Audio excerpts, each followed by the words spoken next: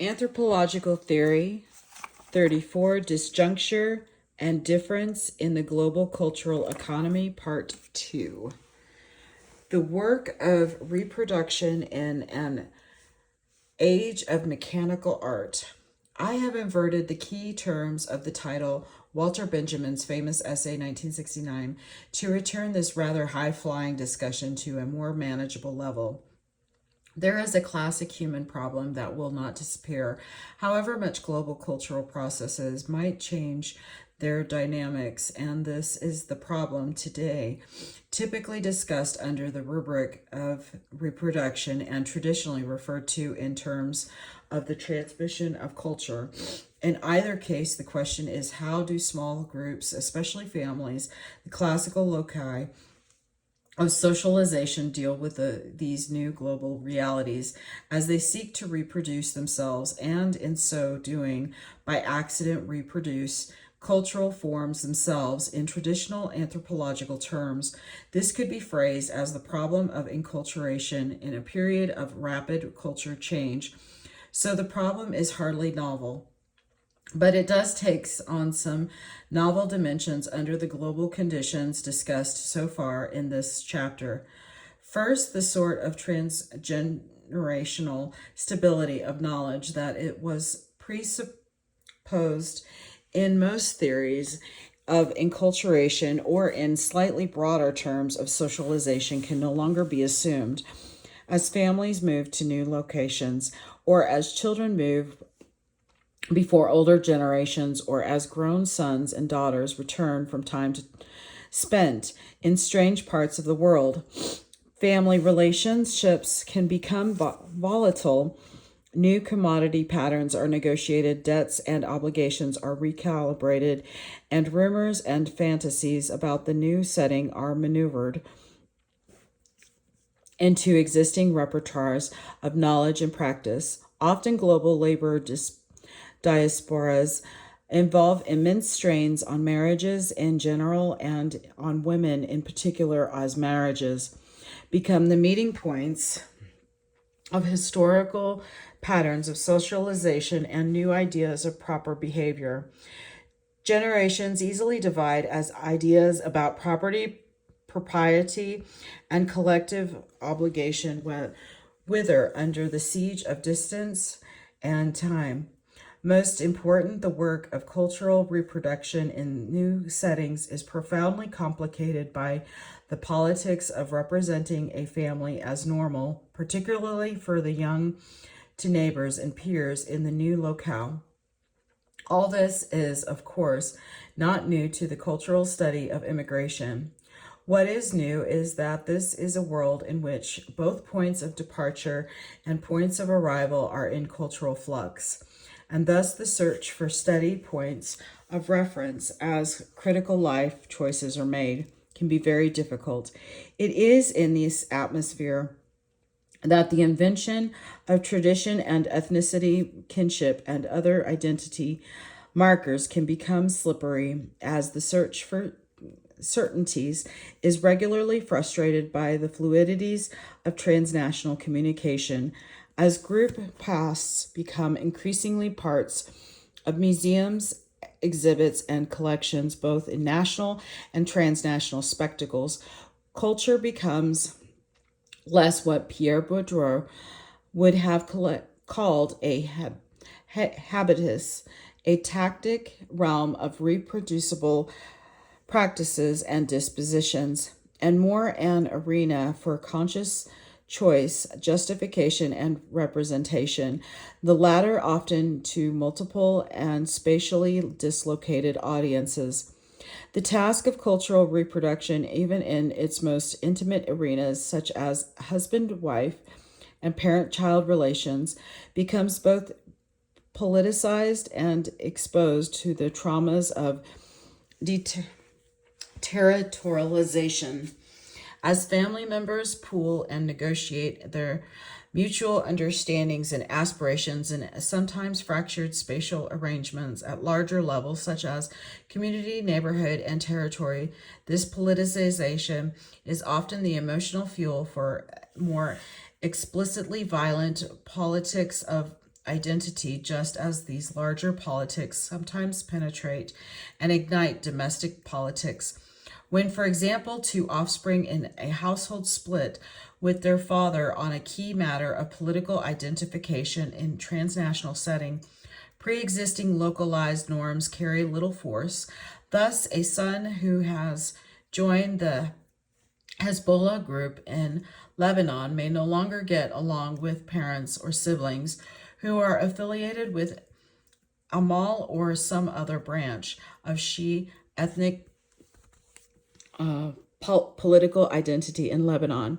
Women in particular bear the brunt of this sort of friction, for they become pawns in the heritage politics of the household, and are often subject to abuse and violence of men who are themselves torn about the relation between heritage and opportunity, and shifting spatial and political formations. The pains of cultural reproduction in disjunctive global world are, of course, not eased by the effects of mechanical art or mass media, for these media afford powerful resources for counternodes of identity that youth can project against parental wishes or desires at larger levels of organization. There can be many forms of cultural politics within displaced populations, whether of refugees or of voluntary immigrants, all of which are inflected in important ways by media and mediascapes and ideascapes.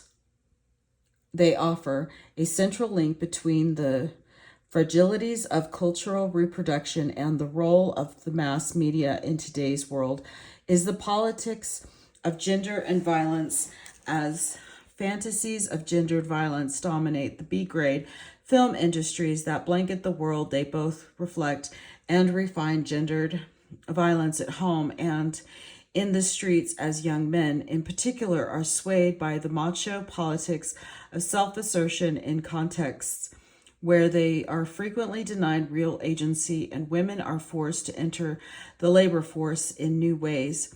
On the one hand, and continue the maintenance of familial heritage on the other. Thus, the honor of women becomes not just an armature of stable, if inhuman systems of cultural reproduction, but a new arena for the formation of sexual identity and family politics as men and women face new pressures at work and new fantasies of leisure. Because both work and leisure have lost none of their gendered qualities in this new global order, but have acquired ever subtler, fetishized representations, the honor of women becomes increasingly a surrogate for the identity of embattled communities of males, while their women in reality have to negotiate increasingly harsh conditions of work at home and in the non-domestic workplace. In short, deteriorized communities and displaced populations, however much they may enjoy the fruits of new kinds of earning and new dispositions of capital and technology, have to play out the desires and fantasies of these new ethnoscapes while striving to reproduce the family as microcosm of culture. As the shape of cultures grow less bounded and tactic, more fluid and politicized, the work of cultural reproduction becomes a daily hazard. Far more could and should be said about the work of reproduction in an age of mechanical art. The preceding discussion is meant to indicate the contours of the problems that a new globally informed theory of cultural reproduction will have to face. Shape and process in global cultural formations. The deliberations of the arguments that I have made so far constitute the bare bones of an approach to a general theory of global cultural processes. Focusing on disjunctures, I have employed a set of terms: ethnoscape, financescape, technoscape, mediascape, and ideascape, to stress different streams or flows along which cultural material may be seen to be moving across national boundaries. I have also sought to exemplify the ways in which these various flows or landscapes from stabilizing perspectives of any given imagined world are in fundamental disjuncture with respect to one another. What further steps can we take toward a general theory of global cultural processes based on these proposals? The first is to note that our very models of cultural shape will have to alter as configurations of people, place, and heritage lose all semblance of ismophorism. Recent work in anthropology has done much to free us of the shackles of highly localized, boundary-oriented, holistic, primordialist images of cultural form and substance. But not very much has been put in their place, except somewhat larger, if less mechanical versions of these images, as in Eric Wolf's work on the relationship of Europe to the rest of the world. What I would like to propose is that we begin to think of the configuration of cultural forms in today's world as fundamentally fractal, that is, as possessing no Euclidean boundaries, structures, or regularities. Second, I would suggest that these cultural forms which should strive to represent as fully fractal are also overlapping in ways that have been discussed only in pure mathematics, in set theory, for example, and in biology, in the language of polyethic classifications. Thus, we need to combine a fractal metaphor for the shape or culture of cultures in the plural with a polyethic account of their overlaps and resemblances. Without this latter step, we shall remain mired in comparative work that relies on the clear separation of the entities to be compared before serious comparison can begin. How are we to compare fractally shaped cultural forms that are polyethically overlapping in their coverage of terrestrial space? Finally, in order for the theory of global cultural interaction predicted on disjunctive flows to have any force greater than that of a mechanical metaphor, it'll have to move into something like human version of the theory that some scientists are calling chaos theory.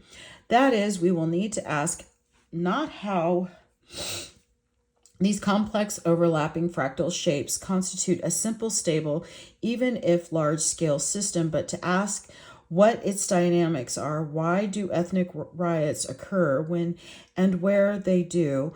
Why do states wither at greater rates in some places and times than in others? Why do some countries flout conventions of international debt repayment with so much less apparent worry than others? How are international arms flows driving ethnic battles and genocides? Why are some states exiting the global stage while others are clamoring to get in? Why do key events occur at a certain point in a certain place rather than in others? These are, of course, the great traditional questions of causality, contingency, and prediction in the human sciences. But in a world of disjunctive global flows, it is perhaps important to start asking them in a way that relies on images of flow and uncertainty, hence chaos, rather than on older images of order, stability, and systematicness. Otherwise, we will have gone far toward a theory of global cultural systems, but thrown out processes in the bargain, and that would make these notes part of a journey toward the kind of illusion of order that we can no longer afford to impose on a world that is so transparently volatile. Whatever the directions in which we can push these macro metaphors, fractals, polyethic classifications, and chaos, we need to ask one other old-fashioned question out of the Marxist paradigm. Is there some pre-given order to the relative determining force of these global flows? Because I have postulated the dynamics of global cultural systems as driven by the relationships among flows of persons, technologies, finance, information, and ideology. Can we speak of some structural causal order linking these flows by analogy to the role of the economic order in one version of the Marxist paradigm? Can we speak of some of these flows as being for a priori structural or historical reasons always prior to and formative of other flows? My own hypothesis, which can only be tentative at this point, is that the relationship of these various flows to one another as they constellate into particular events and social forms will be radically context dependent. Thus, while labor flows and their loops with financial flows between Kerala and the Middle East may account for the shape of media flows and ideascapes in Kerala, the reverse may be true of Silicon Valley and California, where intense specialization in a single technological sector, computers, and particular flows of capital may well profoundly determine the shape that ethnoscapes, ideascapes, and mediascapes may take.